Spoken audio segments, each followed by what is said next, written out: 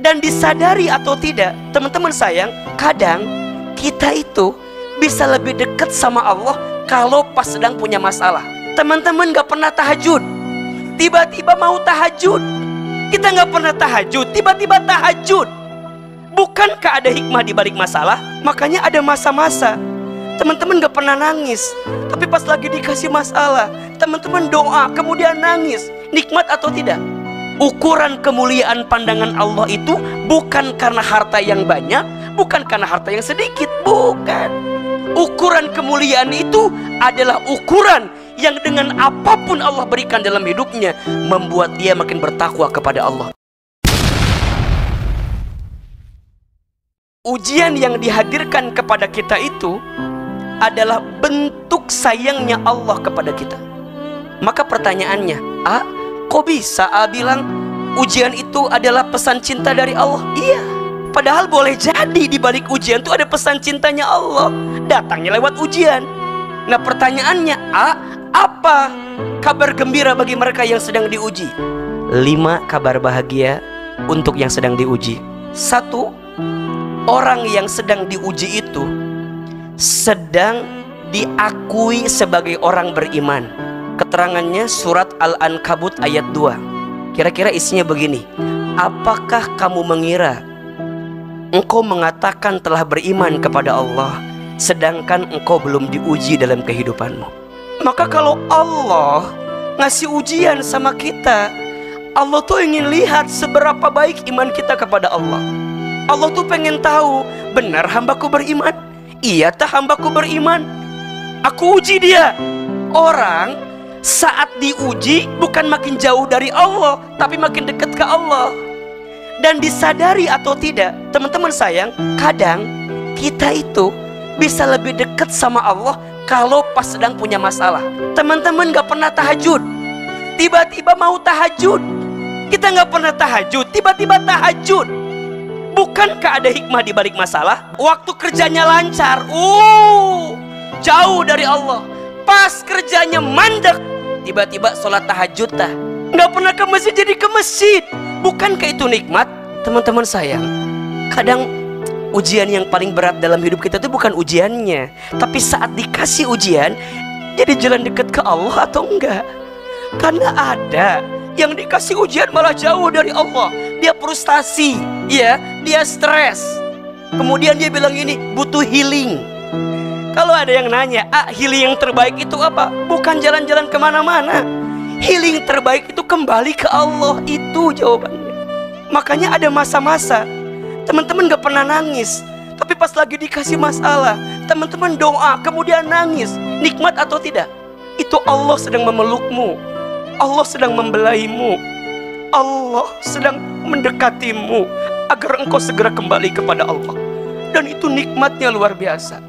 Maka hari ini untuk kita yang sedang diuji, yakinlah kita sedang diakui sebagai apa? Orang beriman. Yang kedua, orang yang sedang diuji itu orang yang sedang dijanjikan surga oleh Allah Subhanahu wa ta'ala. Ustadz, kenapa orang yang diuji masuk surga? Iya, makin berat ujiannya, makin besar sabarnya, makin terbuka pintu surga bagi dirinya. Diuji dia, makin berat ujiannya, maka makin besar sabarnya. Saat sabarnya makin besar, surganya terbuka untuk dirinya. Maka wajar ada orang yang hisabnya nanti ringan di akhirat. Apa salah satunya? Karena Allah segerakan ujiannya di dunia. Dikisahkan ada seseorang yang dia tuh terkaget-kaget ketika sampai di akhirat, dia mendapatkan surga yang levelnya VVIP gitu. Kok bisa ya Allah?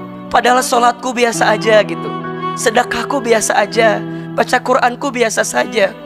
Maka apa alasannya? Iya, aku tempatkan engkau di tempat yang paling baik ini karena selama di dunia engkau sabar dengan ujian yang aku berikan, dan engkau tetap berdoa kepada Allah. Dan ini adalah hasil doa-doamu yang belum sempat aku kabulkan di dunia. Ternyata Allah tunda pengabulannya. Bukan Allah tidak mengabulkan, tapi Allah ingin kita terus mendekat kepada Allah. Kita kadang lupa gitu. Kita suka merasa kalau udah doa maunya segera dikabulkan. Padahal mohon maaf, kalau udah dikabulkan kadang-kadang kita nggak doa lagi gitu. Makanya Allah tunda pengabulannya. Bukan Allah tidak mengabulkan doamu, Allah tahu mana yang terbaik untukmu. Jika doamu belum dikabulkan di waktu yang cepat, maka Allah akan kabulkan di waktu yang tepat. Kalau bukan di dunia, mungkin nanti di akhirat. Allah hanya ingin engkau terus berdoa sampai engkau berharap kepada Allah Subhanahu wa ta'ala. Maka orang yang sedang diuji dijanjikan surga oleh Allah Subhanahu wa ta'ala. Yang ketiga, orang yang sedang diuji itu sedang dihapuskan dosa-dosanya. Kata Nabi SAW, tidaklah rasa sakit yang menimpa seseorang kecuali di saat itu Allah sedang hapuskan setiap dosa-dosanya. Allah sedang hapuskan setiap kesalahannya. Maka ayah bunda, bapak ibu, teman-teman sekalian, kalau kita masih beriman, masih bertakwa kepada Allah, taat kepada Allah, tapi kita ngerasa bahwa kenapa ya, kok makin taat makin ujiannya tambah berat? Ada nggak yang begitu kira-kira? Aku udah hijrah, tapi setelah hijrah malah tambah susah. Ada nggak yang begitu kira-kira? Tolong catat jawabannya. Karena Allah sedang menghapuskan dosa-dosa kita sebelum hijrah itu. Mungkin waktu kita sebelum hijrah begitu banyak dosa kita, begitu banyak maksiat kita. Allah sayang sama kita, Allah uji kita. Kita sabar dengan ujian itu. Maka di saat itu Allah sedang hapuskan dosa-dosanya. Dan itu puncak yang paling tinggi dari hikmah ujian yang Allah hadirkan.